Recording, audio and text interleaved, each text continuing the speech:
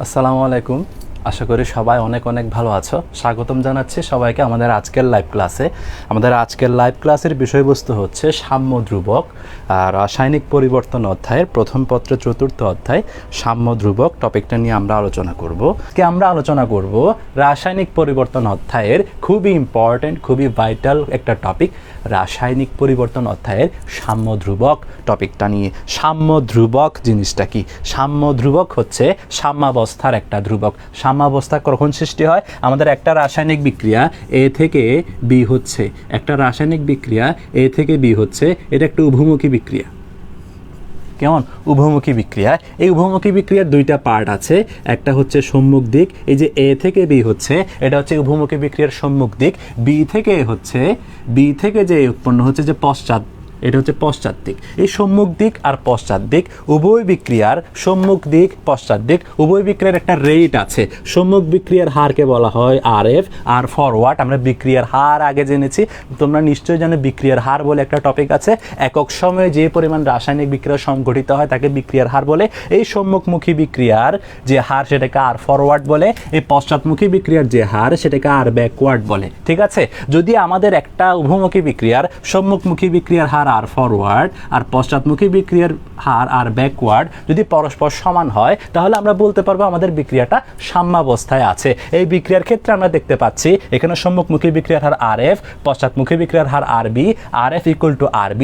যেহেতু এই বিক্রিয়ার RF ইকুয়াল টু RB মানে সম্মুখমুখী বিক্রিয়ার হার এবং পশ্চাৎমুখী বিক্রিয়ার হার পরস্পর সমান, তাহলে আমরা বলতে পারি এই রাসায়নিক বিক্রিয়াটা সাম্যাবস্থায় আছে, ইকুইলিব্রিয়ামে আছে। ঠিক আছে? তাহলে এই সাম্যাবস্থায়, এই রাসায়নিক বিক্রিয়ার সাম্যাবস্থায় যখন একটা বিক্রিয়া পৌঁছাবে, একটা বিক্রিয়া যখন সাম্যাবস্থায় পৌঁছাবে তখন ওই বিক্রিয়ার কিছু ধ্রুবক আমরা কল্পনা করে নিতে পারি। সাম্যাবস্থার যে ধ্রুবক, একটি রাসায়নিক বিক্রিয়ার সাম্যাবস্থার যে ধ্রুবক তাকে বলা হয় সাম্য ধ্রুবক। এটা কোনো সংজ্ঞা না, এটা পরীক্ষায় লিখবা না। সাম্য ধ্রুবকের সংজ্ঞা কিন্তু আলাদা। আমি ফার্স্ট ইন্ট্রোডাকশনটা তোমাদের ভালো মতো মাথায় ঢোকার জন্য তো সহজভাবে ইমপ্লিমেন্ট করতেছি যে একটা রাসায়নিক বিক্রিয়া যখন সাম্যাবস্থায় পৌঁছাবে সেই সাম্যাবস্থার যেসব ধ্রুবক ব্যবহার করা হয় তাকে বলা হয় সাম্য ধ্রুবক। ঠিক আছে? সাম্য ধ্রুবক আমি এখানে লিখছি। সাম্য ধ্রুবক হলো সাম্যাবস্থার একটা ধ্রুবক যা রাসায়নিক সাম্যাবস্থা সম্পর্কে আমাদের কিছু তথ্য জানায়। মানে আমাদের এই রাসায়নিক বিক্রিয়াটা সাম্যাবস্থায় পৌঁছালে আমি কি কি তথ্য পেতে পারি সেগুলো আমি সাম্য ধ্রুবক ইউজ করে জানতে পারি। ঠিক আছে? তাহলে সাম্য ধ্রুবক সাম্যাবস্থার একটা ধ্রুবক। সাম্য ধ্রুবক নিয়ে আজকে কোনো আলোচনা নাই, আজকে আমরা সাম্য ধ্রুবকে ঢুকতে পারবো না। সাম্য ধ্রুবক পারার জন্য আমাদেরকে দুইটা ক্লাস জাস্ট করতে হবে ম্যাচিউরিটি বিল্ড আপের জন্য। প্রথমে আমাদের জানতে হবে আদর্শ গ্যাস সম্পর্কে, তারপরে জানতে হবে মোল ভগ্নাংশ সম্পর্কে, তারপরে আংশিক চাপ সম্পর্কে জানতে হবে, তারপর ঘনমাত্রা সম্পর্কে জানতে হবে, তারপর হার ধ্রুবক, সক্রিয় ভর, ভরক্রিয়া সূত্র। এই টার্মগুলো, এই জিনিসগুলো আমরা যারা জানবো তাহলেই আমরা সাম্য ধ্রুবকে ঢোকার জন্য ম্যাচিউরিটি বিল্ড আপ হবে আমাদের। আমরা সাম্য ধ্রুবক পড়ার যোগ্যতা অর্জন করব। আমরা যারা এগুলো জানি না তারা আমরা সাম্য ধ্রুবক হাজার পড়েও কোনো লাভ নেই। ঠিক আছে? তো আমার প্ল্যান হচ্ছে আজকে আমরা আদর্শ গ্যাসটা পড়বো, আজকে আমরা মোল ভগ্নাংশটা পড়বো, আদর্শ গ্যাস নিয়ে আমরা আলোচনা করব। আদর্শ গ্যাস কি? যে গ্যাসটা আদর্শ, যেটা রিয়েল। আদর্শ বলতে গ্যাস নিয়ে গ্যাস ল আছে। পরিবেশ রসায়ন চ্যাপ্টার যখন পড়বো দ্বিতীয় পত্রে আমরা কিছু গ্যাস ল সম্পর্কে জানবো। কিছু বিজ্ঞানী গ্যাসের কিছু সূত্র আবিষ্কার করেছিলেন, তাদের মধ্যে একজনের নাম হচ্ছে বিজ্ঞানী বয়েল হচ্ছে বয়েলের সূত্রের আবিষ্কারক। এরপর হচ্ছে Charles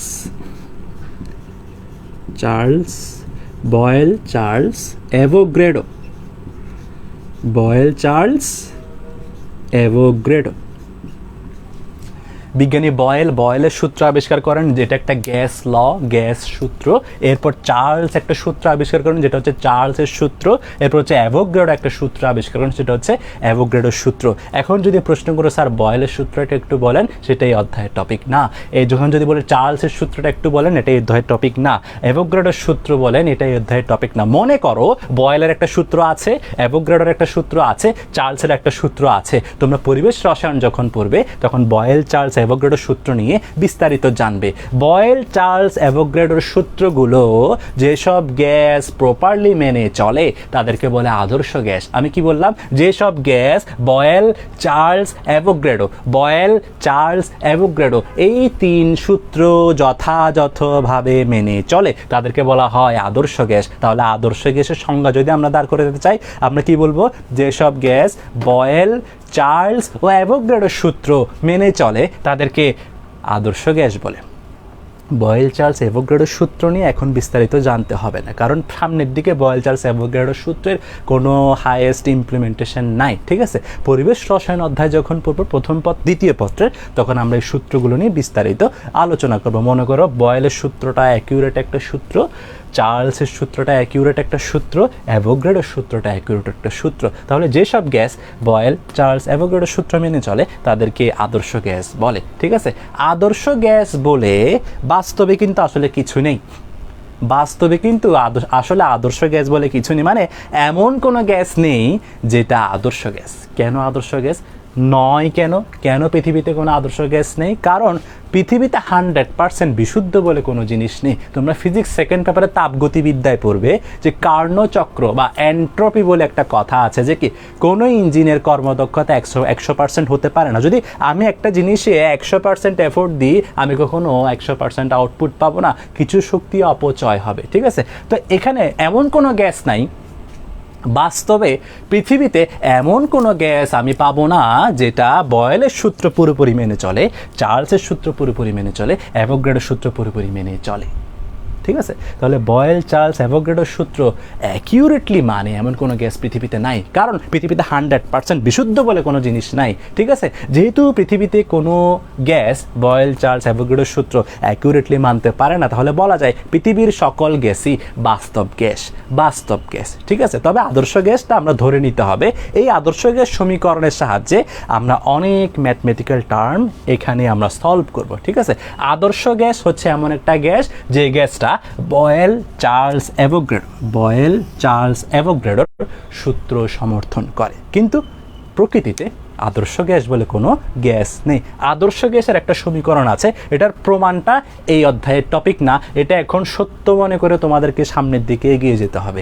PV equal to nRT, এটা একটা প্রমাণ আছে। ঠিক আছে, যেটি ইম্পর্টেন্ট পরিবেশ রসায়ন অধ্যায় যখন পড়বে তখন পিভি ইকুয়াল টু এনআরটি, এটা হচ্ছে আদর্শ গ্যাস সমীকরণ, এটার প্রতিপাদনটা তোমরা পরিবেশ রসায়ন অধ্যায়ে পড়বে। ঠিক আছে, আপাতত এটা মাথায় ঢুকিয়ে নাও যে পিভি ইকুয়াল টু এনআরটি, আদর্শ গ্যাস সমীকরণটি হলো পিভি ইকুয়াল টু এনআরটি, যেখানে পি হচ্ছে চাপ, আমরা জানি পি হচ্ছে চাপ, ভি হচ্ছে আয়তন। ঠিক আছে, বুঝতেছো তোমরা? আচ্ছা, ভি হচ্ছে আয়তন, এন হচ্ছে মোল সংখ্যা, এন হচ্ছে কি মোল সংখ্যা,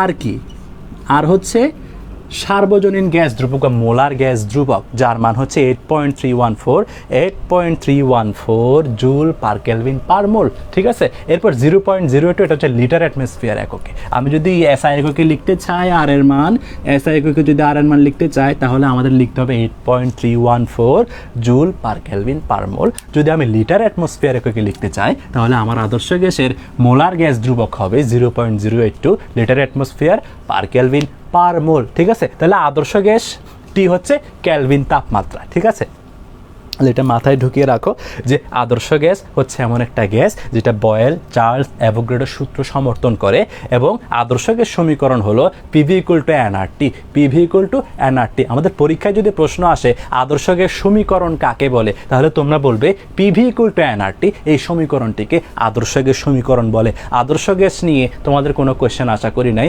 যদি থেকে থাকে সেটা পরিবেশ রসায়নে পাবে। কেউ যদি বলো sir PV equal to nRT এটা কেমনে হলো, এটা পরিবেশ রসায়ন অধ্যায় জানবে। ঠিক আছে, এটা নিয়ে এখন গবেষণা করতে করতে এদিকে আমরা দেরি করতে পারবো না। ঠিক আছে, তাহলে পিভি ইকুয়াল টু এনআরটি এটা মাথায় ঢুকিয়ে ফেলো। পি হচ্ছে চাপ, ভি হচ্ছে আয়তন, এন হচ্ছে মোল সংখ্যা, আর হচ্ছে সার্বজনীন গ্যাস ধ্রুবক, টি হচ্ছে কেলভিন তাপমাত্রা। তাহলে আমাদের আদর্শ গ্যাস নিয়ে আমরা মোটামুটি জানলাম, এখন আমরা মোল ভগ্নাংশ নিয়ে আলোচনা করব। ঠিক আছে,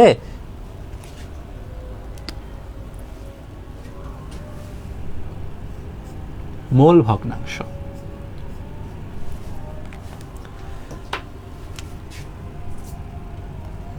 মূল ভগ্নাংশ। কোনো সংজ্ঞা টঙ্গা আগে পাঠতে হবে না, জাস্ট দেখো আমি কি করি। মূল ভগ্নাংশ, আমাদের একটা পাত্র দেয়া আছে, এটা একটা পাত্র।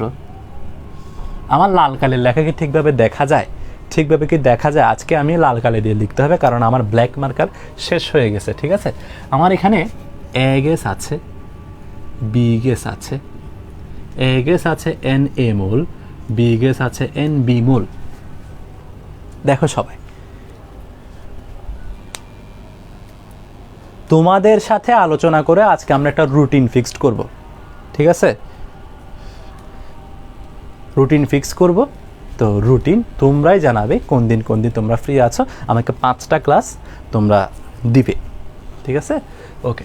আমাদের একটা পাত্র আছে, গ্যাস মিশ্রণ, সেখানে এ গ্যাস আছে, বি গ্যাস আছে, এ আছে এন এ মোল, এ গ্যাসের মোল সংখ্যা এন এ, বি গ্যাসের মোল সংখ্যা এন বি। ঠিক আছে, এখন আমি যদি বলি যে আমি এ গ্যাসের মোল সংখ্যাকে অর্থাৎ এন এ কে মোট মোল সংখ্যা দিয়ে ভাগ করব, কি বললাম? এ গ্যাসের মোল সংখ্যা ভাগ মোট মোল সংখ্যা, এটাই হচ্ছে মোল ভগ্নাংশ এক্স এ। তাহলে ব্যাপারটা আমি আরেকটু রিপ্রেজেন্ট করি। এটা এন এ, এ গ্যাসের মোল সংখ্যা, মোট মোল সংখ্যা n A plus n B, মোট মোল সংখ্যা, সেটা হচ্ছে মোল ভগ্নাংশ। একইভাবে আমি যদি বি গ্যাসের মোল ভগ্নাংশ বের করতে চাই, তাহলে আমি লিখব এক্স বি। আমি সংজ্ঞা কিন্তু এখনো বলিনি। এক্স বি কী হবে? বি গ্যাসের মোল সংখ্যা ডিভাইডেড বাই মোট মোল সংখ্যা। এটা হচ্ছে এক্স বি, মানে বি গ্যাসের মোল ভগ্নাংশ। তাহলে আমি যদি সংজ্ঞা দাঁড় করাতে চাই, কোনো একটি গ্যাস মিশ্রণের যে কোনো একটি উপাদান গ্যাসের মোল সংখ্যা, যে কোনো একটি উপাদান গ্যাসের মোল সংখ্যা ও মোট মোল সংখ্যা n A plus N A, মোট মোল সংখ্যা না, কোনো একটি গ্যাস মিশ্রণের যে কোনো একটি উপাদান গ্যাসের মোল সংখ্যা এন এ হচ্ছে উপাদান, যে কোনো একটি উপাদান গ্যাসের মোল সংখ্যা আর মোট মোল সংখ্যা।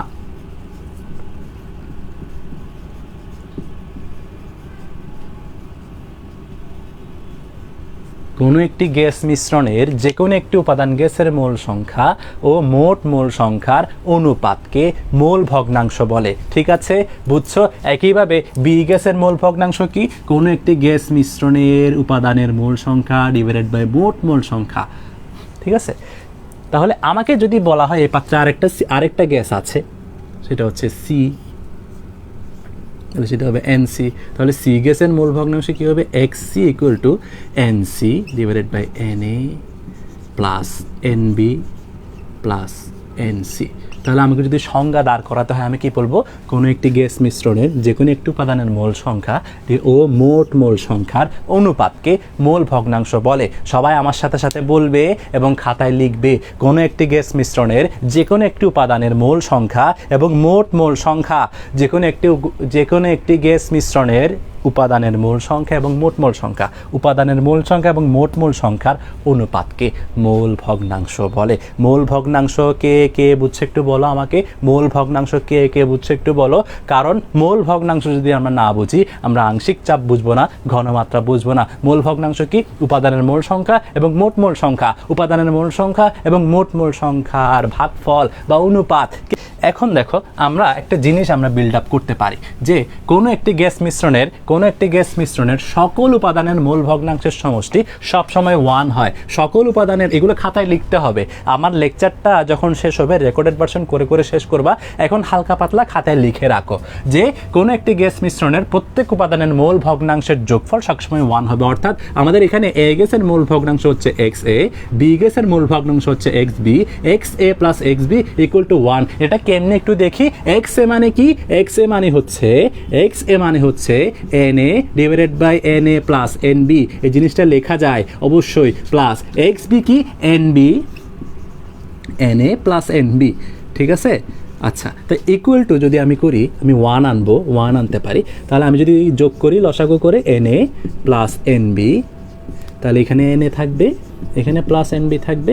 আলটিমেটলি দুইটা কাটা গিয়ে 1 চলে আসে না? X A plus x B যোগ করলে 1 আসতেছে, অর্থাৎ কোনো একটি গ্যাস মিশ্রণের প্রত্যেক উপাদানের মোল ভগ্নাংশের সমষ্টি সবসময় কি হয়, 1 হয়। ঠিক আছে, বুঝছো সবাই? আচ্ছা, এখন কাইন্ডলি আবার আরেকটু কি বলতাম ভাইয়া, আরেকটা কি বলতাম আমাকে বলো, কি বলতাম, কি বলতাম?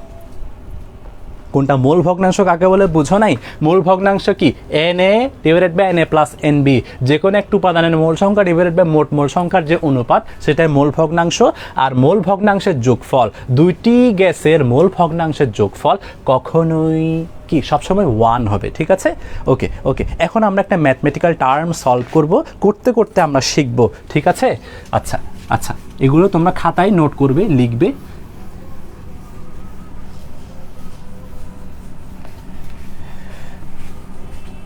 আমি একটা ছোটোখাটো ম্যাথমেটিক্যাল টার্ম এখন তোমাদেরকে দিব। আমাদেরকে একটা মিশ্রণ দেওয়া আছে, একটা গ্যাস মিশ্রণ। বলা হচ্ছে এখানে আমাদের নাইট্রোজেন আছে, হাইড্রোজেন আছে, H2 আছে 8 মোল, নাইট্রোজেন আছে 10 মোল, আর অক্সিজেন আছে 12 মোল।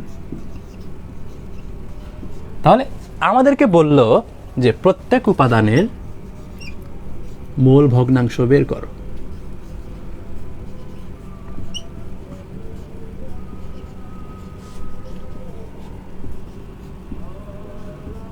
আমি শুধু একটা করে দেব, বাকিগুলো তোমরা করবে, তোমরা পারবে ইনশাআল্লাহ, আমি জানি। দেখো, আমরা যদি এই হাইড্রোজেনের মোল ভগ্নাংশ বের করতে চাই এই মিশ্রণ থেকে, তাহলে আমরা বলতে পারি XH2 ইকুয়াল টু হাইড্রোজেনের মোল সংখ্যা N of H2 divided by N of H2 plus N of N2 নাইট্রোজেনের মোল সংখ্যা যোগ N of O2। ঠিক আছে, এখন আমরা মানগুলো বসাবো। হাইড্রোজেনের মোল সংখ্যা এখানে 8, এখানে 8 প্লাস 10 প্লাস 12। ঠিক আছে, আমরা কত পাই, 8/18 যোগ 12 30। তাহলে আমরা যদি এখানে 2 দিয়ে কাটি, এখানে পাবো আমরা 4, এখানে পাবো 15। তাহলে 4/15 এটা হচ্ছে আমাদের এই মিশ্রণে হাইড্রোজেনের মোল সংখ্যা। একইভাবে নাইট্রোজেন আর অক্সিজেনের মোল সংখ্যা তোমরা বের করে আমাকে জানাবে। একটা জিনিস, এই যে এইটাকে ভাঙলে আমরা কি পাবো, 0.34 পাবো, যদি ক্যালকুলেটারে ভেঙে লিখি আর কি। নাইট্রোজেনেরটা পাবো না, হাইড্রোজেনেরটা আসবে কত একটু দেখো, 0.027। তারপর নাইট্রোজেনেরটা আসবে XN2 আসবে, ভগ্নাংশটাকে যদি কেউ লিখি ফ্র্যাকশনাল মানে লিখি 0.34 আসবে, আর এক্স তোমাদের মানটাই O2 আসবে 0.4। এখন আমরা এই ডাটাগুলো থেকে মূল ভগ্নাংশ আমরা সবাই বের করতে পারবো ইনশাআল্লাহ। আচ্ছা, তাহলে আমরা যে ডাটাগুলো কাজে লাগিয়ে মূল ভগ্নাংশ পেয়েছি, হাইড্রোজেনের 0.027, নাইট্রোজেনের 0.34, অক্সিজেনের 0.4 ভগ্নাংশ আছে, সেটাকে ক্যালকুলেটরে দিয়ে আমরা এরকম ফ্র্যাকশনাল মান তৈরি করেছি। এখন দেখো এখানে কোনো মান কি 0, মানে কোনো গ্যাসের মূল ভগ্নাংশ কি 0 বা কোনো গ্যাসের মূল ভগ্নাংশ কি 1? না, কোনো গ্যাসের মূল ভগ্নাংশ কখনোই 0 হতে পারে না, 1 হতে পারে না। কি বললাম?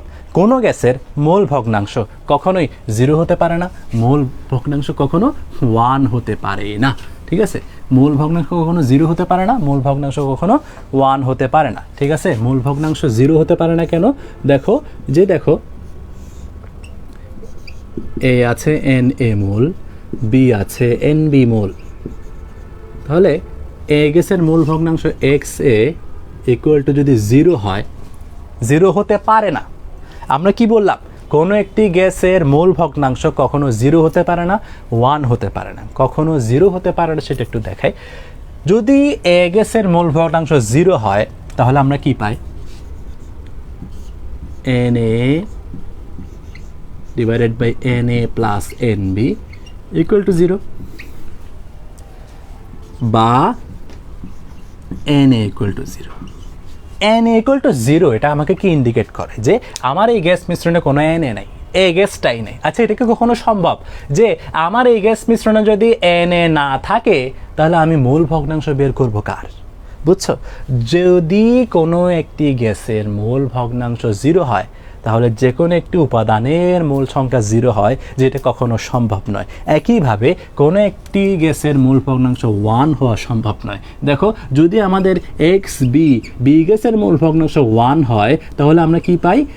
NB divided by NA plus NB equal to 1, বা NB equal to NA plus NB, বা আমরা পাই NA equal to NB minus NB equal to 0। এই ক্ষেত্রেও যদি XB ইকুয়াল টু 1 হয়, NA ইকুয়াল টু 0, যেটা আমাকে ইন্ডিকেট করে গেছে কোনো এ গ্যাস নাই, এ গ্যাসটা নাই। এটাকে কোনো সম্ভব যে মিশ্রণে একটা উপাদান নাই, তাহলে আমি মূল ভগ্নাংশটা বের করবো কার? বুঝছো? তাহলে আমরা বলতে পারি যে কোনো একটি গ্যাসের মূল ভগ্নাংশ কখনো 0 হতে পারে না, কখনো 1 হতে পারে না। আর মূল ভগ্নাংশের রেঞ্জ সবসময় x ইকুয়াল টু সবসময় কী হবে? 0 এর চেয়ে বড় হবে, 1 এর চেয়ে ছোট হবে। ঠিক আছে? মূল ভগ্নাংশ কখনোই 0 হতে পারে না, 1 হতে পারে না। 0 থেকে 1 এর মাঝামাঝি একটা মান আমরা পাবো। মূল ভগ্নাংশ নিয়ে কোনো কোয়েশ্চেন কারো আশা করি নাই। যদি তোমরা মূল ভগ্নাংশ বুঝে থাকো, আমাকে একটু জানাতে হবে। এতটুকু জানলেই চলবে। কি বললাম? কোনো একটি গ্যাস মিশ্রণের যে কোনো একটি উপাদানের মোল সংখ্যা এবং মোট মোল সংখ্যার অনুপাতকে মূল ভগ্নাংশ বলে। মূল ভগ্নাংশের যোগফল সবসময় 1 হয়। একটা গ্যাস মিশ্রণের প্রত্যেক উপাদানের মূল ভগ্নাংশের সমষ্টি সবসময় 1 হয়। মূল ভগ্নাংশ বের করা আমরা শিখছি, বের করে দেখছি সবগুলোর যোগফল 1 হয়। ঠিক আছে? আমাদের যে ম্যাথটা করছিলাম সেটাতেও 1 হবে। দেখবে যে আমাদের ওই ম্যাথটাতে আমাদের XH2 plus X into plus XO2, তাহলে XH2 এর মানে আমাদের কত আসছিল? আমাদের আসছিল 4/15। X ইন্টু আমাদের কত আসছিল? 1/3। XO2 কত আসছিল? 2/5। তাহলে যোগ করে দেখো তো কত হয়? 15, 4 প্লাস 5 প্লাস কত?